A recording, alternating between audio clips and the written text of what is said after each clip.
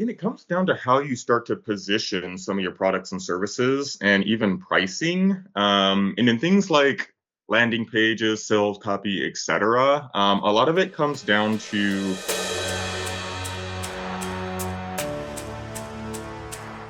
As we see, psychology is going to play a part in everything now, from every aspect of our life. Now, we're talking about behavioral economics and the role of psychology in people making decision on whether or not to buy a particular product. Now, somebody might be wondering, somebody maybe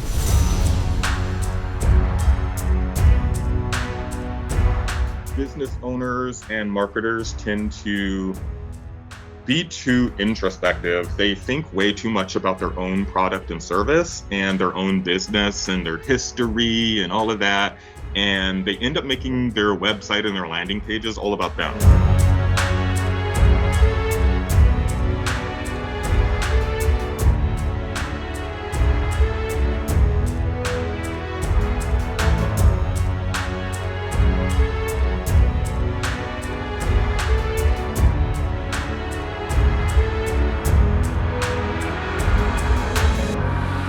Oh, yeah. So my name is Brandon K. Richard, and as you'll see, I love talking about anything related to branding, marketing, data, and psychology.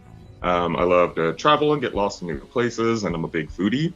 I operate as a fractional CMO and e-commerce director, and I specialize in SEO and CRO, so search engine optimization and conversion rate optimization. And my approach leans heavily into psychology and data. I like to describe it as psychology-based and data-backed. And my background and my actual degree is in architecture, but ended up pivoting into more of the marketing side of things and branding. And ultimately, what attracted me to both was the kind of combination of data and creativity, left brain and right brain thinking, science and art. That was something that really resonated about architecture, and it's what I love about marketing and branding as well. that is really a great intro to the conversation that we have today. Now, try to imagine, I don't know if you were saying something about the part of psychology that you are majored in. Could you please expand a little bit on that? Thank you. So psychology was actually my minor in school. The major was architecture, and it was one of those things that there wasn't really a minor or pairing that was like necessarily recommended for architecture. And what ended up attracting me to psychology was it was something I was always interested in general, but the idea of understanding people and how we tick and how we behave. And what I found was that regardless of whether or not we're looking at a physical environment like in architecture or a digital environment like with marketing or digital marketing, a lot of the behavior is the same. There's a lot of things that just sort of drive our behavior, and we can see those regardless of whether or not it's in a physical or digital environment. And in the digital world, a lot of things take cues from what we know from the physical world. And so ultimately, generally speaking, I studied just psychology, and then really started to dive into parts of it like behavioral economics and things like that that were more related to marketing, and just kind of how we spend money and what we buy and why we buy. While we buy, I think that is an interesting conversation. Is an interesting part of the conversation, Richard. Of course, particularly those that are selling something, those that are offering services to the people, they want to know why people buy. Why do people really buy? I think that is something that people really want to pay attention to. I want to repeat that again. Could you say more about that? Say that in general, one of the big things to know about, like as a seller and understanding buying behavior, is that a lot of our buying behavior is not logical. We like to think that it is. We like to think that we look at our options and we assess them rationally, and then we weigh the odds and we choose whichever product or service works best. But that's really not the way that we work. We kind of have two different systems of thinking. One of them is fast and automated, and then one is slow and logical. And we tend to think that we rely on the logical system more than we actually do. We often take shortcuts, and those shortcuts are really that sort of fast, automated system one thinking. And it's a way for us to cut through the clutter and to quickly filter out the options without needing to expend too much of our mental energy doing the logic and doing the reasoning and kind of sorting through things. Because that's the second system, the slow and logical system, is, as it says, really slow and methodical. But in that, we can often get caught up in like analysis paralysis. And in the modern age, there's just way too many options. There's way too many brands. There's way too many products. There's way too many services. And we don't have time to logically sit there and sort through them all, right? And so we've developed these shortcuts through these kind of emotional, intuitive parts of our psyche that sort of we see a certain product, all of these things that we know about the brand, the business, every interaction just kind of is in the back of our minds, sort of subconsciously, and that helps us decide which product we want to go with. And so, as somebody who's in business, sales, marketing, understanding that emotion and intuition play a huge role in marketing and branding is extremely important. Of course, like I am very much a fan of data, and I very much believe in the logical side of things. That definitely plays a part. But there's also this other part of our psychological makeup that isn't very logical, and understanding that part of it and how to appeal to that part is key to any kind of sales or marketing. So behavioral economics really studies how people make decisions by combining insights from psychology and sociology with economics. And that's what really sets it apart. Economics is typically more focused on the numbers, whereas tying in psychology and sociology is still focused on the numbers, but it also brings in those parts that are more difficult to understand and a little bit more nebulous.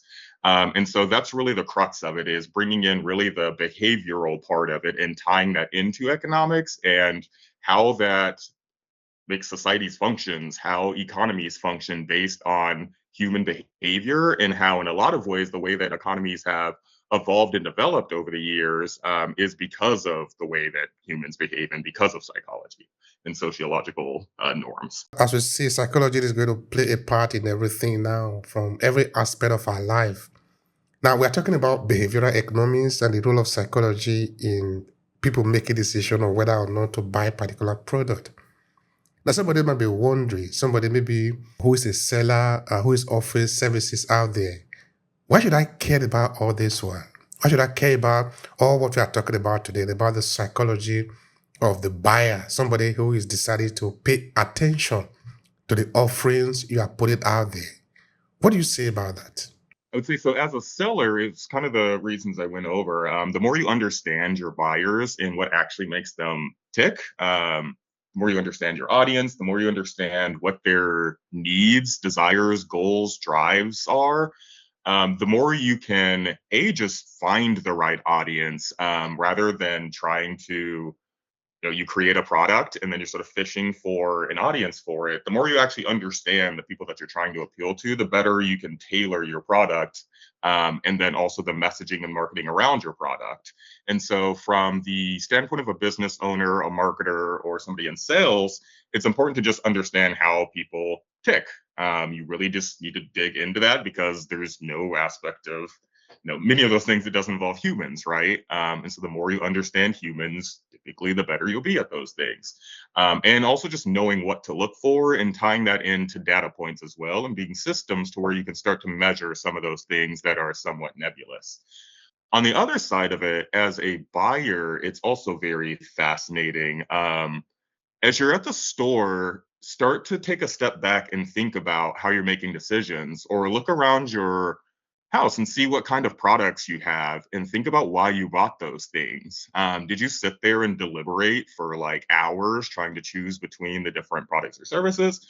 Or was there some reason that you already knew which ones you wanted to go with and you ended up picking them up? Are there certain things that you repeat buy without even like thinking about it? It's just sort of automated at this point, right? And that's that type of thinking we don't normally like to give credit for a lot of our decision making, but it's that fast thinking. It's sort of automated. It skips over all of the slow, logical kind of processing of all the information and analysis, and we've developed these shortcuts. And the more you can start to identify those shortcuts in yourself and start to think of like, what is it about this brand? What is it about this service? What is it about this packaging? What is it about this customer service that resonates with me? what makes me choose this over the other products and services available? And am I actually sitting there logicking all of these things out on the spot? Or do I have these shortcuts that have developed over the years? And often it's the latter. So, as a buyer, understanding your own biases when it comes to purchasing and realizing when you're switching between those two types of thinking, when you're being more intuitive and emotional versus when you're being more logical, it can just help you understand your own decisions. And then you can turn that around and start to understand some of the marketing decisions and business decisions that some of the brands that you purchase are making. But if we have this two type of thinking now, is it possible that maybe we can be influenced by our own biases? So there are a ton of different biases that affect our behavior. It's fascinating to see how that impacts people's behavior. And in my area of work, or at least one of my areas of work, SEO, you can often see that in a really interesting way. And what it comes down to is confirmation biases. We typically look for what we already think we know. We look to confirm what our suspicions are. We don't tend to search for things or look for information in a contradictory way in order to see if we can disprove what we think. And so it ends up changing the way that we search for certain things and the way that we speak about certain things. It's biased toward the outcome or the theory that we have about that particular thing. And so in SEO, when we're studying our audiences and figuring out what words to optimize for, one of the biggest things I talk about is don't use your language, use their language. How are your customers describing your business? How are your customers describing your products and services?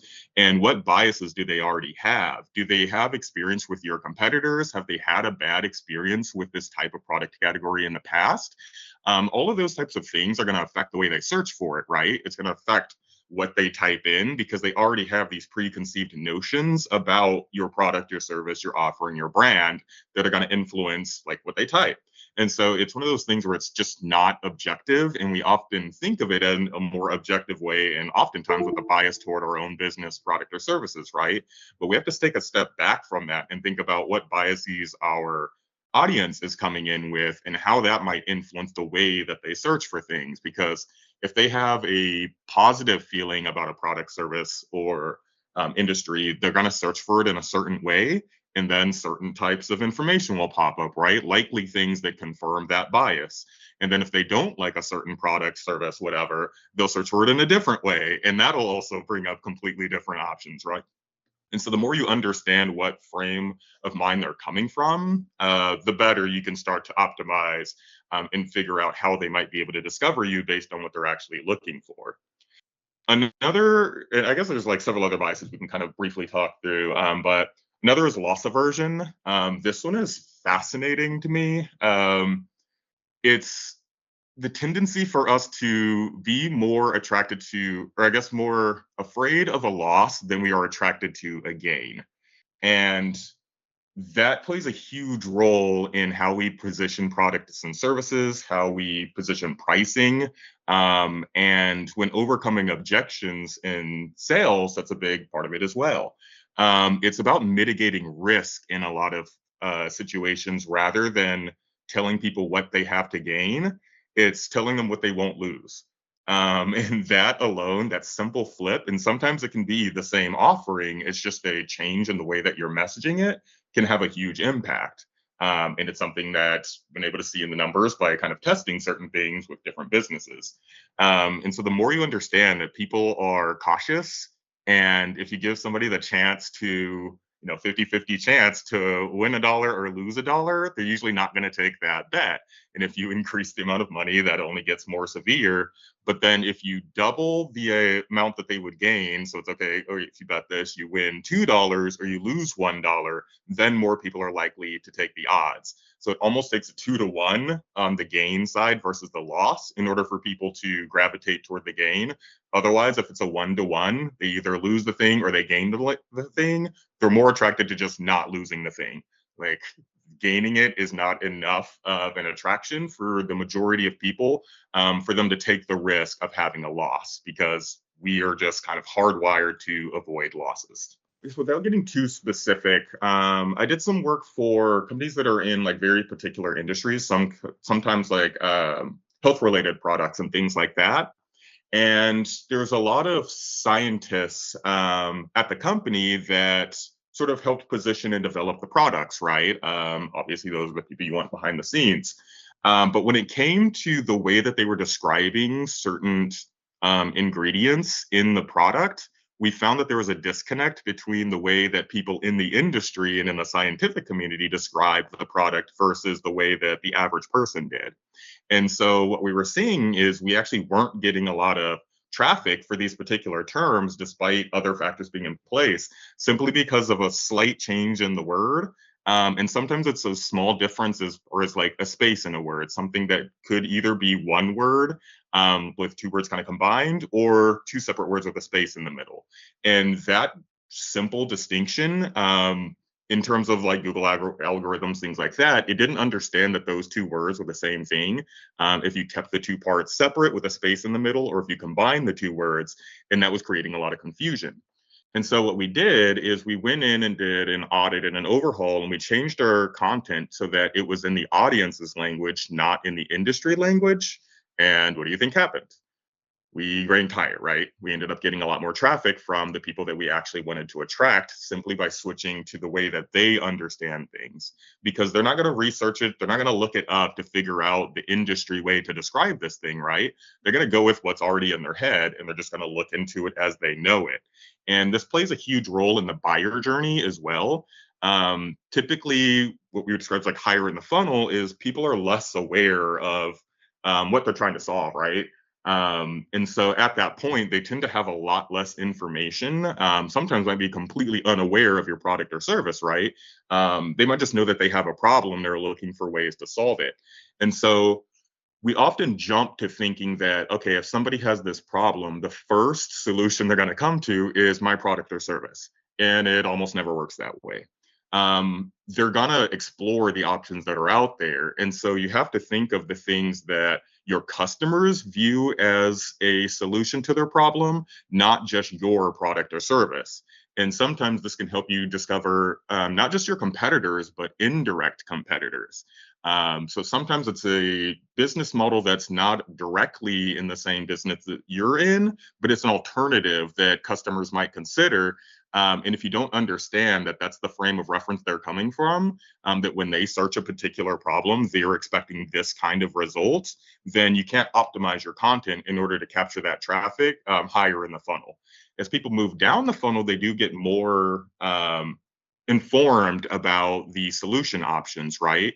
And then eventually they get to the point where they're very informed about your brand.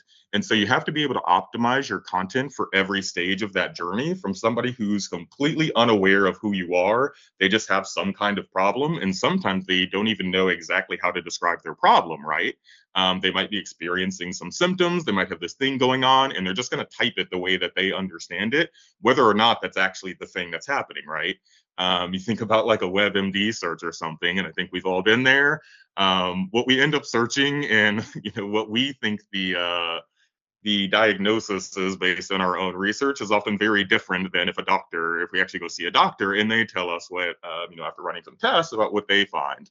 But when we're searching for it, we see our own symptoms. We think it's a certain thing, and that's what we look up, right? And then we're like, okay, I looked up this specific thing and it matches my symptoms, so this must be correct.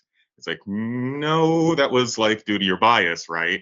You have to start with list the symptoms and then kind of work your way the other direction, rather than starting with your bias of the theory you think it is and then working back, because then you're more likely to find that result, or find results that are going to confirm the thing that you thought was the answer. And it comes down to how you start to position some of your products and services, and even pricing. And in things like landing pages, sales copy, etc., a lot of it comes down to overcoming objections. Um, and typically the objections are basically, if somebody's about to buy your product or service, they start to think of these reasons why they shouldn't, right? And it's all the risks that start to come in sort of oftentimes last minute, right before they're like, about to step over the finish line and make the purchase. Um, they start to think like, oh, like, is this the right choice? Like, what if this happens? What if that happens? What if it's not enough bang for my buck? What if there's better options out there? They start to think of all the things that could possibly go wrong. And that's where we start to, again, just kind of gravitate toward, all right, how do I avoid a loss? Like, again, it comes down to we hate losing money more than we're attracted to gaining money. And that goes for other things as well, not just money. And so a lot of times, as I was saying earlier, it comes down to how do you reduce the risk? So, A, understanding your customers, understanding what biases they come in with and what perceived risks are preventing them from making the purchase. Like, what are their obstacles? And then listing out information in your copy that actually counteracts a lot of those objections. And what that does is it helps them sort of talk them off the ledge in terms of that loss, right? Because the whole thing is they don't want that buyer's remorse of, I just put the money into this thing and now I don't like it. And so your job there is to convince them that, like, and reassure them that, like, people like this will solve your problems. These are some things that have come up in the past. Here's an FAQ. There's other ways you can do that with, like, social proof is a huge aspect of that as well. So you can use reviews and testimonials, and that also helps people mitigate the risks because they're like, okay, if somebody else who's similar to me bought this and they seem happy with it, then that makes me feel like I'm going to lose less if I buy this, right? And so oftentimes, again, we think of our products and services in terms of what people can gain from purchasing them. But we also have to consider, like, what they want to avoid losing. And that becomes extremely key. What they want to consider losing. That is a key factor now for businesses or for a seller out there who are approaching people to buy their product or services. But how do we make that kind of offer in a way that we help them understand what they want to consider losing? I think that can really be an important point that somebody can take away. Maybe you can say something more about that. There's some decisions that, and actually, like, a lot of it comes down to how well a business positions itself. Um, and that's where I think of in a lot of ways as branding and marketing is a way to make it easier for your customers to make that decision, right? In general, I would say it is difficult for us to make those decisions. We have so many options, as I spoke to earlier, that there's just so much noise out there that it's too difficult for us to actually filter through everything using that slow logical system. And so from that standpoint, it's typically difficult for us to make a decision, right? Like, if we just try to logic everything out and you're going down every product in the aisle and you're looking at all the features and the benefits and you're comparing them and you're looking at the price and how much does that add up to over time, like, it's just way too much. You would never end up leaving the store, or you would leave the store with absolutely nothing. And so a lot of times, like, it is very difficult for us to make a decision. And then you think about that in terms of ticket price and how that becomes even more difficult, right? Like, if somebody's trying to buy a car or somebody's trying to buy a house, I mean, the amount of, decision making you're going to have to do, the amount of things you're going to be weighing is going to be a lot more extreme than if you're trying to buy, like, a $1 pencil, right? And so really the amount that we belabor the point typically does depend on what the price point is and what the perceived value or benefit to our overall life is, in terms of how important it is. And so, again, I would say in a general standpoint, it's pretty difficult for us to make decisions. However, that's where I do think businesses have the opportunity to make that process more efficient and streamline that by positioning their product well and by having a good brand, because that's what makes it easy for us to purchase, right? That's what becomes that shortcut.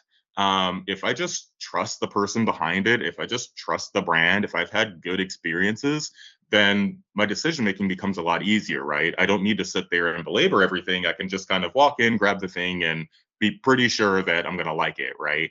And again, that comes down to reducing risk as well. The idea that I think that I have less to lose by sticking with a brand that I know and like helps with the decision making. And so I think that is one of the biggest responsibilities of brands and for marketers is to position things in a way so that it does make that decision making process easier, and understanding that oftentimes the decision isn't easy for a customer.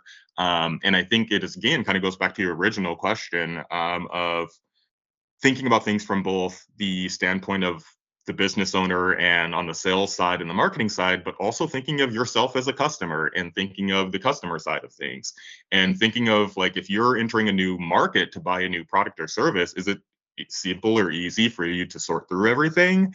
Like, if you go on Amazon and you're trying to buy something new, like, does all of those options, like filtering through it without any kind of shortcuts, is that easy for you? Often not. And so taking that step back and thinking, okay, if I was approaching it from that direction, what kinds of things would I be looking for? What kind of features would I be looking for? What benefits would I be looking for? What are some of the obstacles and challenges and objections that I might have that need to be overcome? What kind of price point is going to make me feel like it's not too much of a risk, but also on the other end with price, like, not a risk to where it's so cheap that I think it's a bad product, right? Because there's an interesting dynamic with product, or with pricing, is if it's too expensive, then the perceived value isn't worth the price. But if it's too cheap, then sometimes we just perceive it as not being high quality. And again, that comes down to trying to avoid a loss in terms of buying a bad product. And so really focusing in on, okay, how do I message this? How do I understand my customers, where they're coming from, and what frame of mind they're entering this conversation with, in order to make sure I'm positioning my products in a way that makes it very, very easy for them to decide. And it's not just about one product, but your entire brand, right? It's every single touch point they might encounter. If they go to your website, if they see your ads, if they see your social posts, if they interact with one of your customers, and all of these different touch points, they have a good experience. If you come out with a new product in a crowded market, who do you think they're going to pick, right? They're already familiar with you. They already know your products. They already feel like they can trust it. And then through that, the decision making actually becomes pretty easy. A lot of business owners and marketers tend to be too introspective. They think way too much about their own product and service and their own business and their history and all of that. And they end up making their website and their landing pages all about them.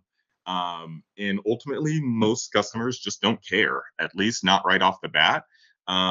The story and all of that, like, once they're more familiar and they get deeper in the funnel and they're trying to figure out which brand they might want to go with long term, those can become decision making factors.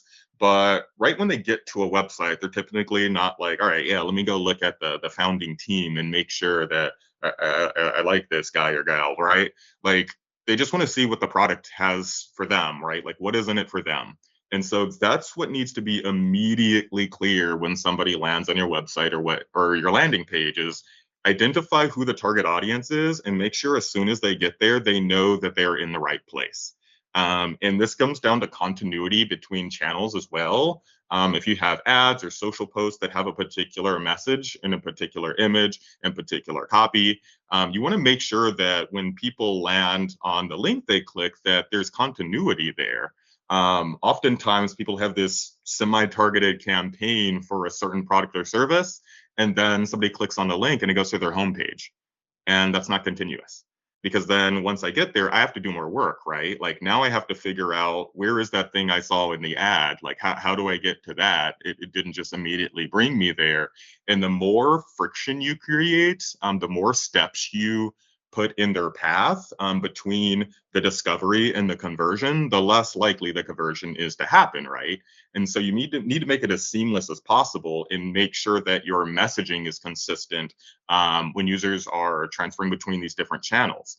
Because there's something, or I guess there's a few different factors, like in UX, but one of them is wayfinding.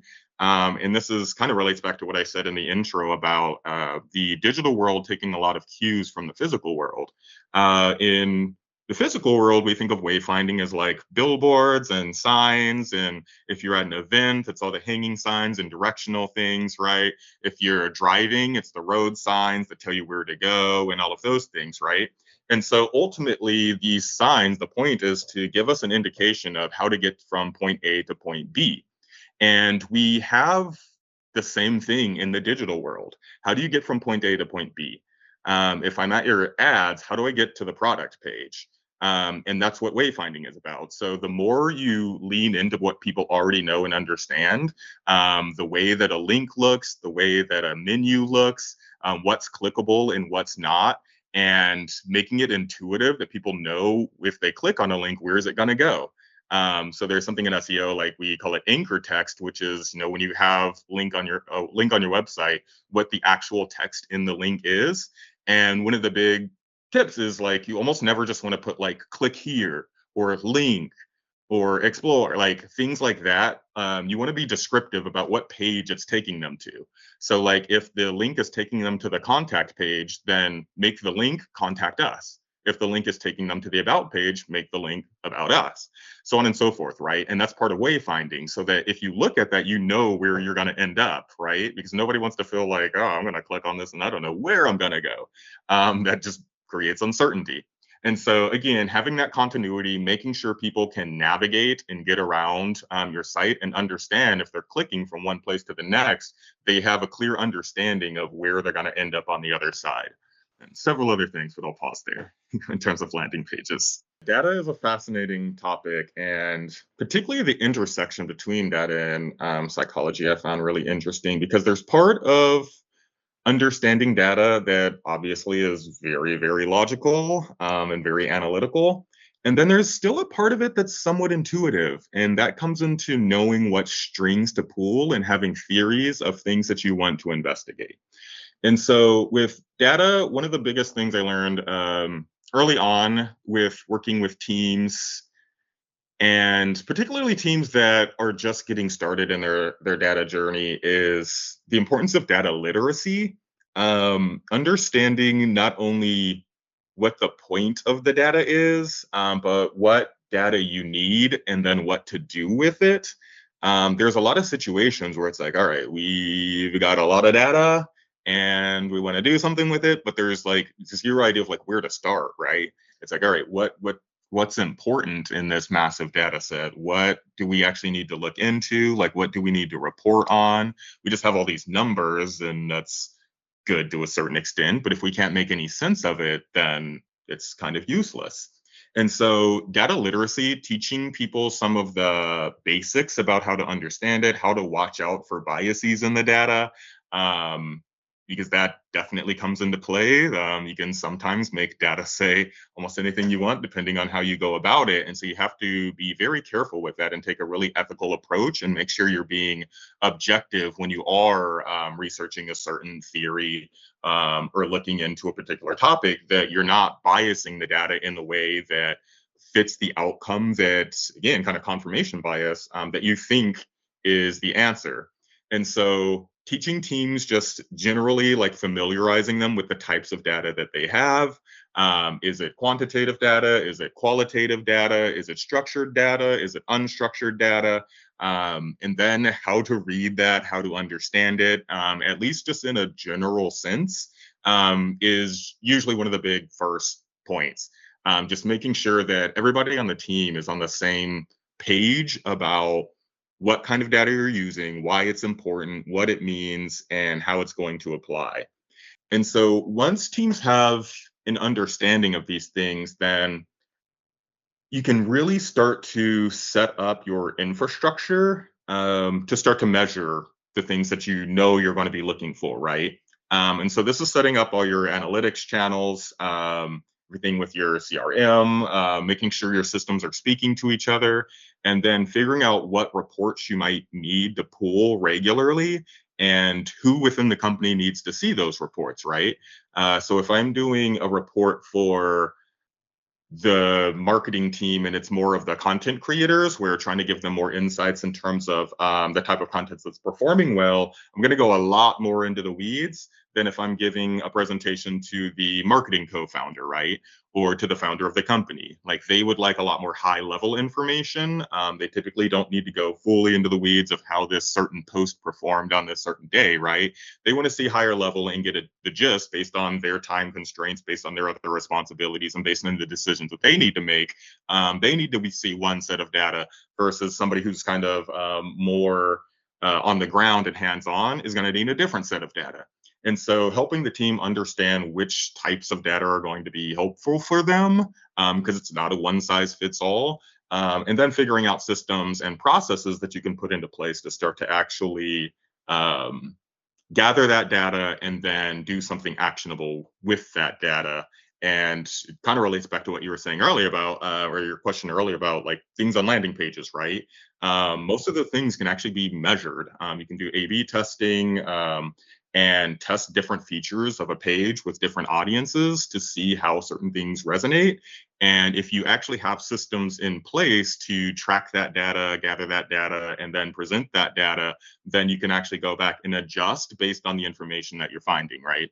Okay, I remember before we're talking about the biases that buyers do have when it comes to maybe choosing to buy or not to buy a particular product. But even the seller too do have their own biases. So the question is, how do we overcome these biases to make the experience even easier for the buyers who are coming into your business to buy or to purchase your products or services? And it comes down to data literacy because it's not even something that's always intentional. It's again, if you don't understand your own biases, sometimes these things just happen when you're creating a data set or creating a visualization or looking at a certain data set or doing analysis. And again, it's not even always nefarious. Sometimes it is intentional, but I feel like oftentimes it's not.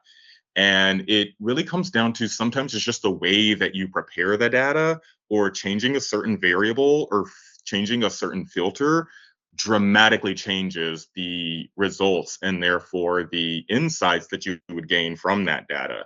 And if you're not careful about making sure that, again, you start with these theories and these hypotheses, and if you start out thinking, okay, how do I prove this correct?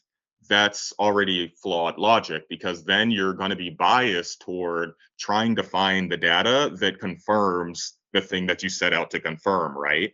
And so with these theories, it has to be like objective. It's just like with the data, I either want to find this to be true or find this to be false, and I'm okay with either of those results. Like I don't need the data to tell me this specific thing in a positive or negative way just based on what I'm looking for. I'm objectively just looking for if the data tells me that it's positive or negative, right?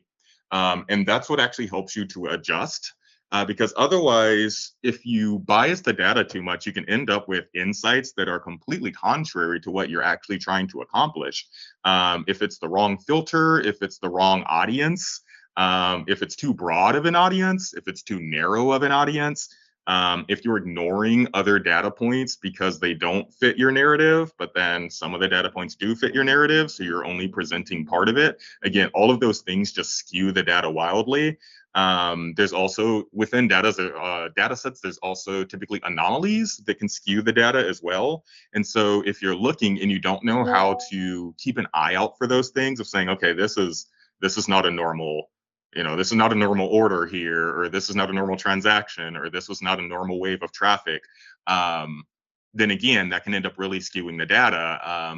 Like for example, something like some of the companies I've worked with, like if they do an ad campaign or something and they get a setting wrong and they end up getting all of this really low quality traffic to their website that's not actually converting, it's not the right fit. They've got a really high bounce rate, which means they're leaving right away. There's a really low engagement rate. They're not clicking on things. And it's because they've mistargeted their ads, right? And so if I go in and I pull all of this information about their users, about this user group that's not even a right fit, and we make a bunch of assumptions about what we should do and how we should improve things and what kind of content we make based on this audience that's not even the right audience, obviously that's going to lead to disaster, right?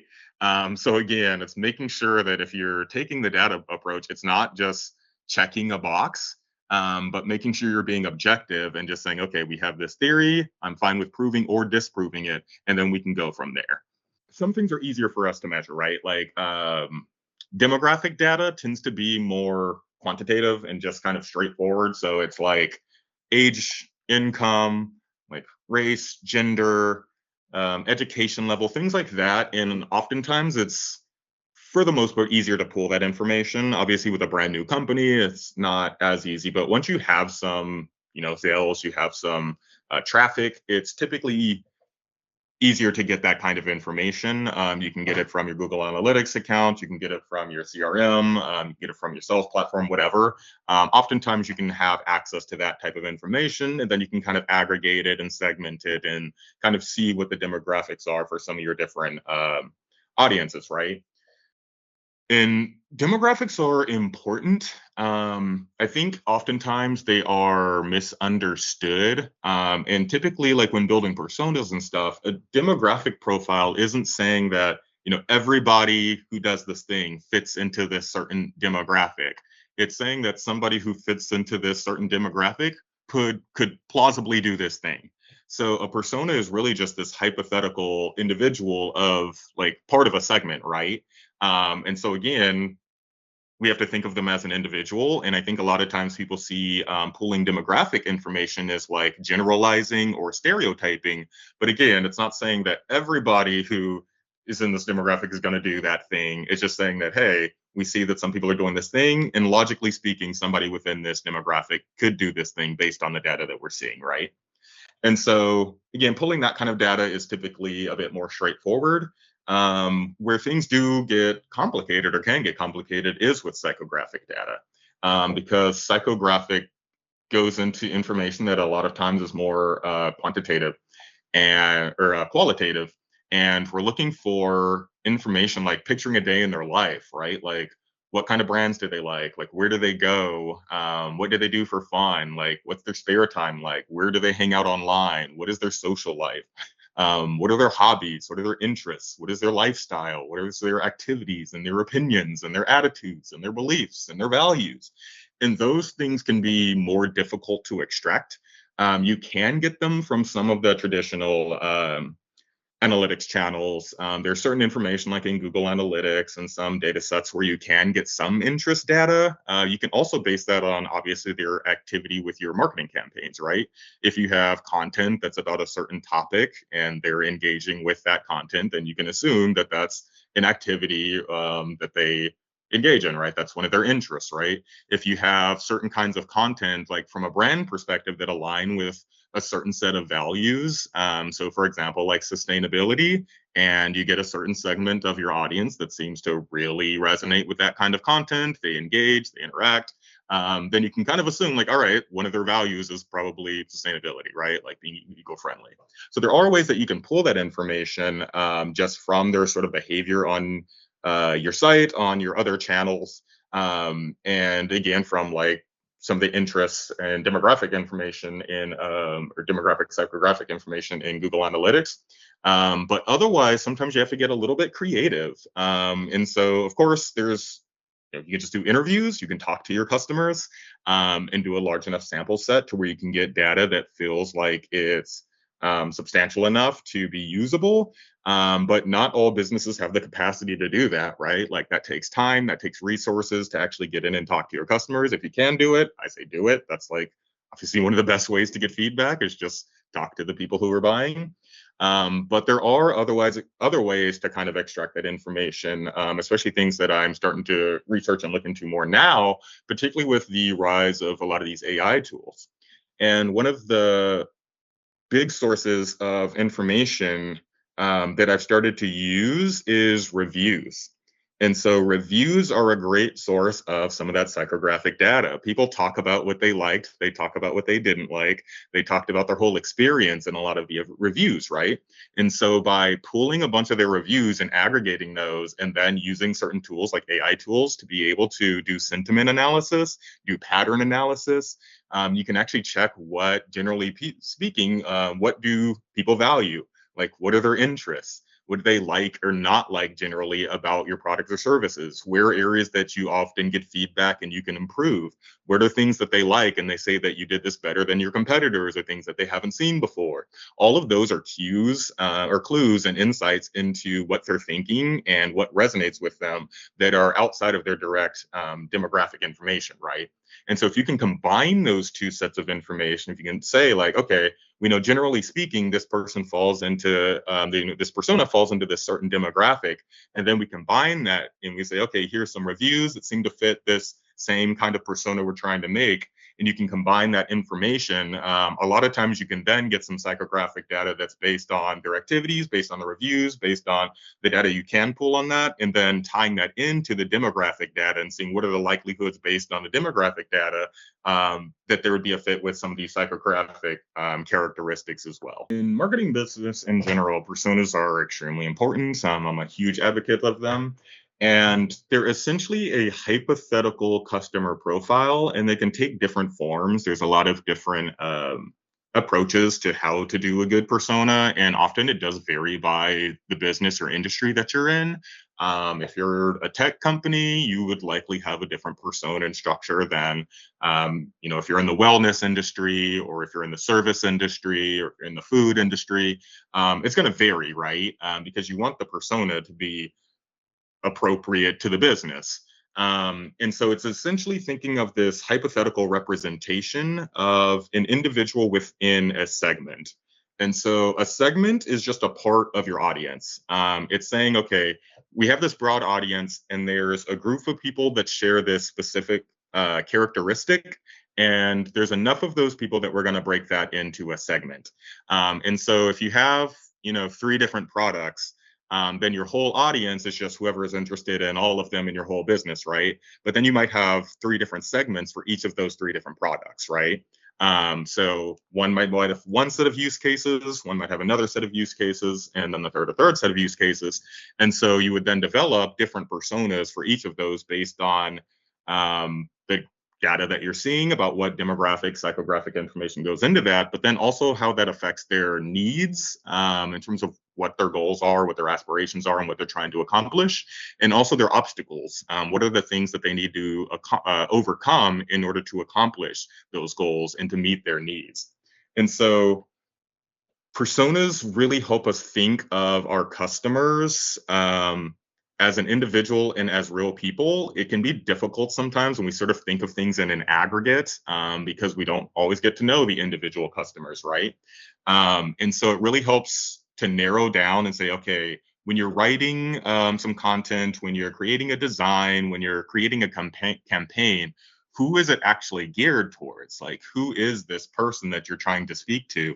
And the more you understand about that and you have a clear definition of who this person is, the better you can tailor your content, right?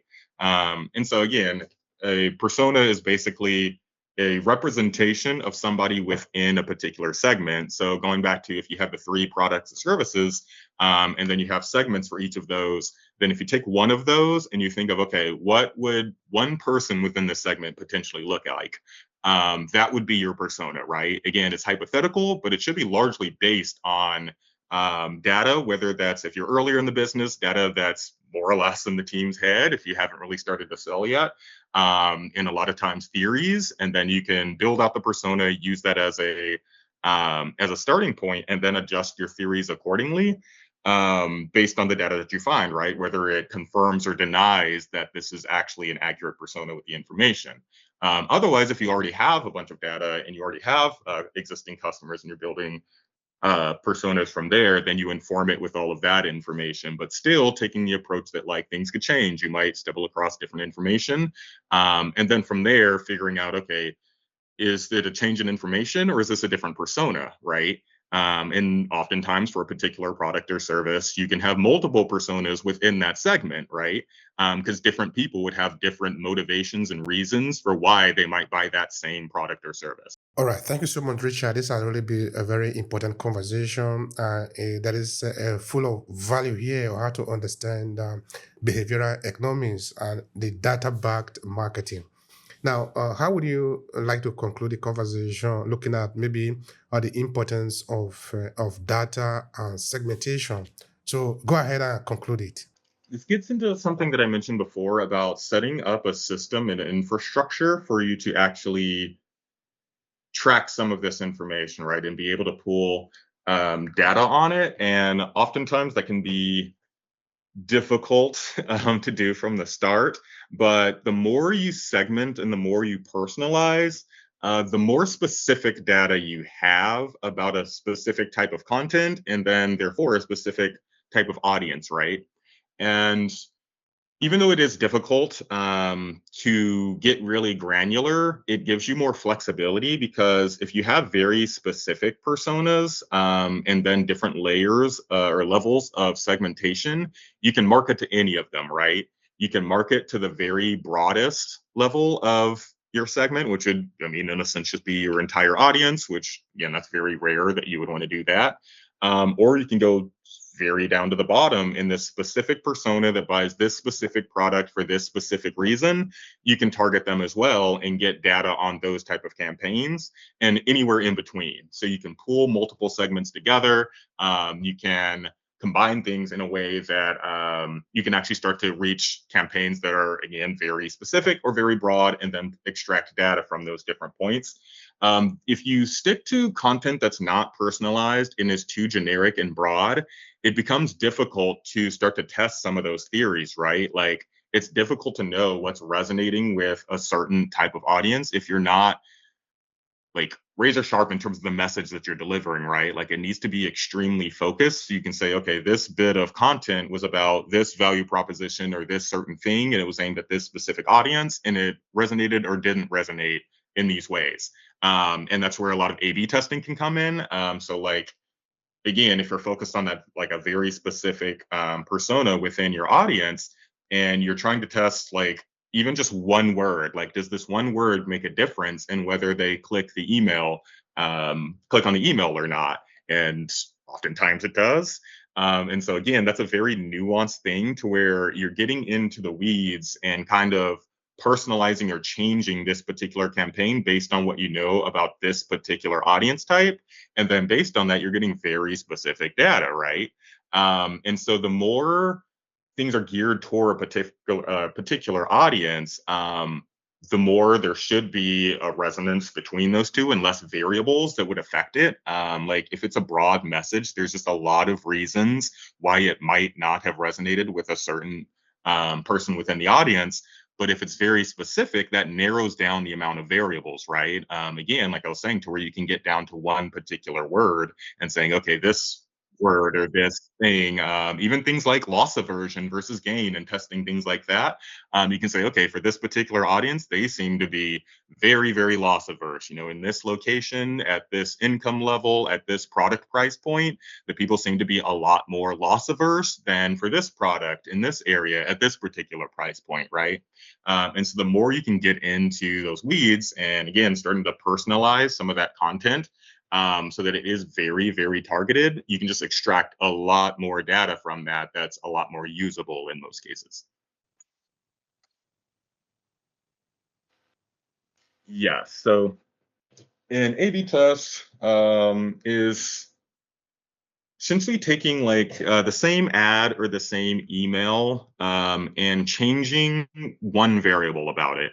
And that's often a mistake that people and marketers make, is changing too many variables when doing A/B testing.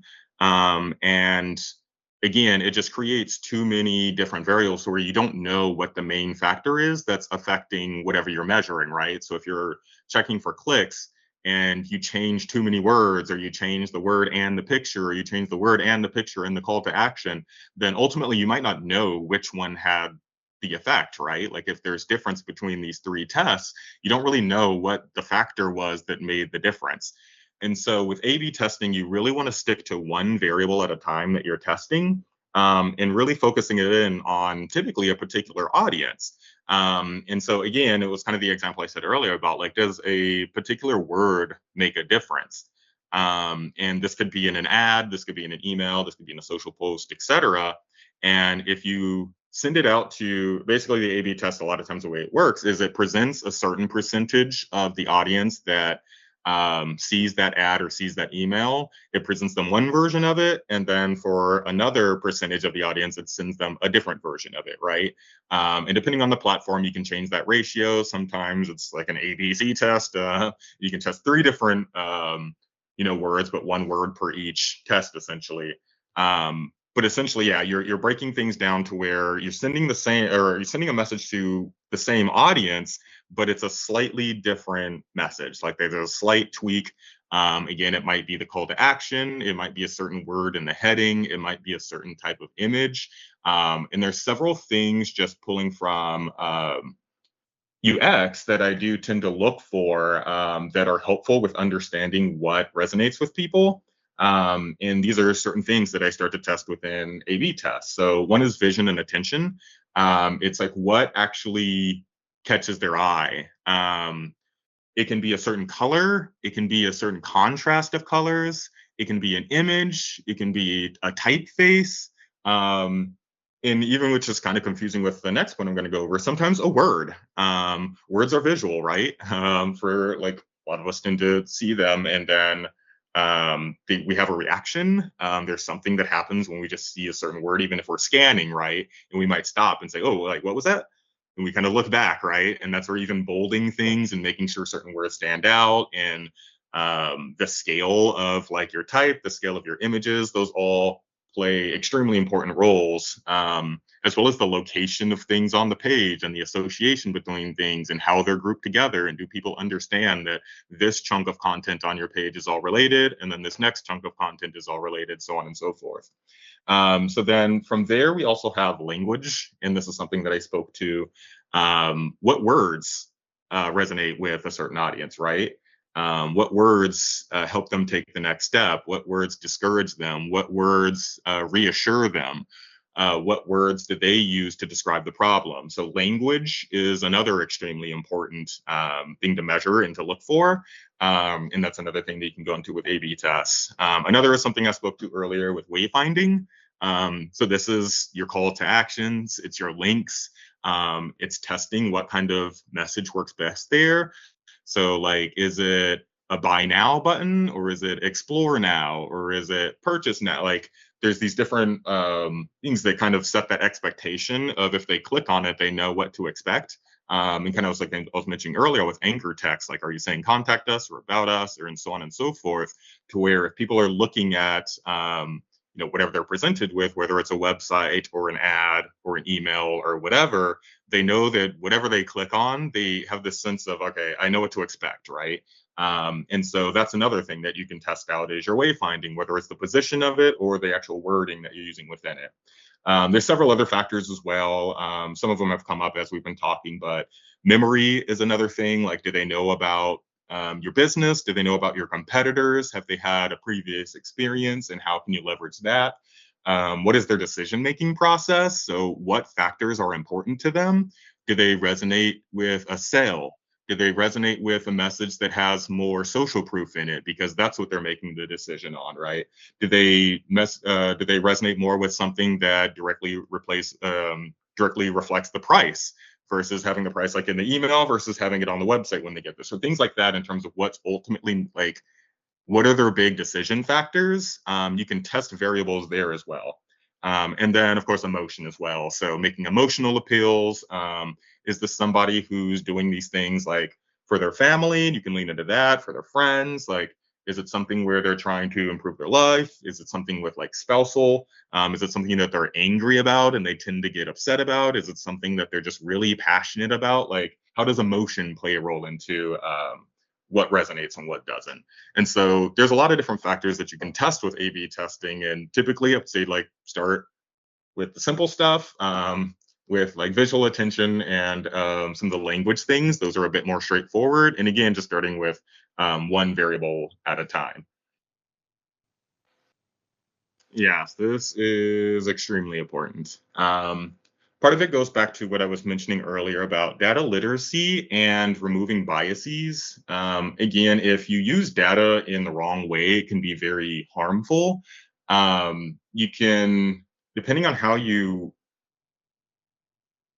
position the data, depending on how you edit the data, like you can get it to say very different things. And if the person doesn't either have the awareness to know about those biases, or in some cases they're intentionally trying to manipulate the data, then obviously that's just not ethical.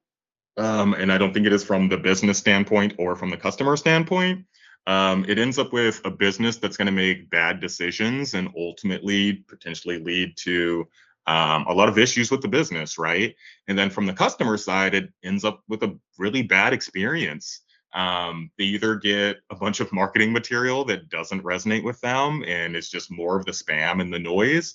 Or if companies aren't being careful with the data, you get these leaks and all of these things, right? Where like people's information gets out there because a company didn't have enough data literacy to know how to protect that data and what to do with that data and how to keep it safe, so that those types of things don't happen.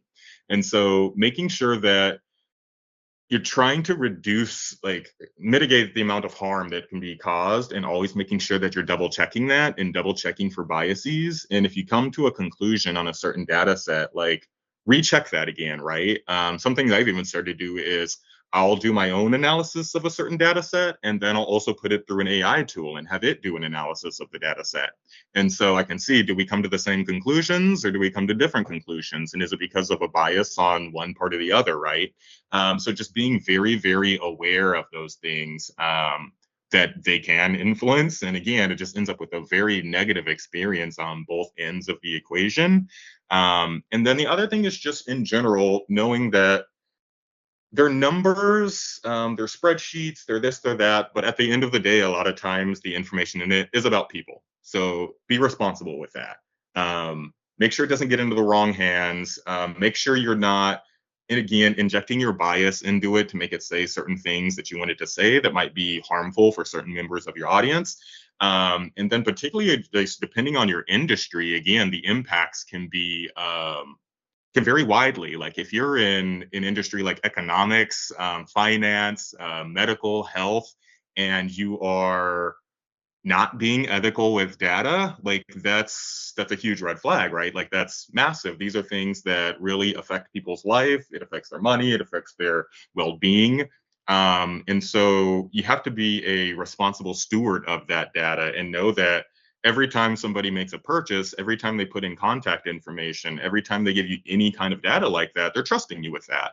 And that's part of building that relationship. And you have a responsibility to make sure that you're not making decisions, you're not changing the data, you're not interjecting your bias into it in order to, again, draw these conclusions that it shouldn't otherwise be saying. Because again, just being very responsible to your customers, being very responsible to the other people within your business, being very responsible to all of your employees. There's a lot of data there. They also get exposed to a lot of data in a lot of cases, and making sure that there's protocols in place and systems to where they know how to handle the data and protect themselves, because you don't want your employees to get into any trouble as well. And so, yeah, data and also psychology are both things that are, if not used responsibly, I do think there can be a lot of negative consequences to those things. And again, using data to manipulate, using data to influence in ways that are not accurate, and just not factual, but positioning them in a way and using the data to where it can sometimes seem like it is. And just, again, the point of data is really to test these hypotheses, to test theories, and to prove things right or wrong. Again, be happy with whichever result you get and be happy with performing multiple experiences. Try to find as much data sources as you can and get alternative opinions just to make sure that you're making the right decision with information that typically is very important.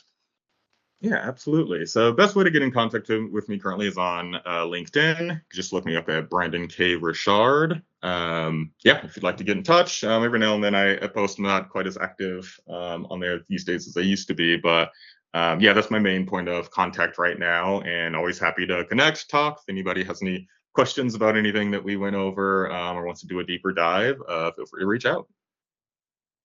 Branding and marketing are fascinating. They're very dynamic, and they're always evolving. And ultimately, again, whether we're talking about the physical world or the digital world, understanding people is key. Um, it's key to understanding not just our customers, but also ourselves, right? Like ourselves as marketers, ourselves as business owners, um, ourselves as sales professionals. We're all human. And so the more we understand like what our biases are, what makes us tick, what are our needs, what emotions drive us, the better, we can navigate the world for ourselves, and just be aware of what's driving our own behavior, but also in terms of building businesses and launching products and making sure we're building things that suit a certain audience and actually meet their needs and actually solve their problems, not the problems we think they have, but the problems that they actually have, by just understanding them, talking to them, researching, and actually just getting out there and trying to get to know your customers as much as you can. And then having data literacy. Data isn't going anywhere, right? And there's often a tie between the two. Psychology is a science, even though we often think of a lot of the aspects of it as a lot more nebulous. It is a science as well, and data is also very much known for being more science backed. But both also have creative aspects of them, right? And artistic aspects of them. In terms of understanding things, getting into psychographics, getting into data visualization. They very much have this logical part, and they very much have this creative aspect of them. And learning how to blend the two, I think, is very much important to understanding business, branding, and marketing, because all of them really very much rely on this rational, very logical, very stringent, very structured side, but also this more ubiquitous, or more nebulous kind of aspect of it as well, right? Like things like branding and the emotional side of it that are a little bit more difficult to measure and study. And so finding the right combination between those two things to just deliver the best products, deliver the best services, and really build a brand that resonates with your audience, and then actually be able to quantify and measure that in some way, so that you're not just telling yourself that, you actually have proof that, hey, people are resonating with what we're putting out there. All right, with that, we come to today's conversation, and I want to thank you so much, Richard, for your sharing here on helping us to understand behavioral economics and data-backed marketing. Well, for the audience, for the viewer, I believe that you have gotten a lot of value in today's conversation. If there is anything, of course, that maybe caught your attention and you want further clarification about, all you just need to do is leave us a note on the comment section below. So Richard will be available to respond to your question. And please share with other people who might be interested in this conversation. We look forward to hearing from you. I do have a wonderful time. Bye for now.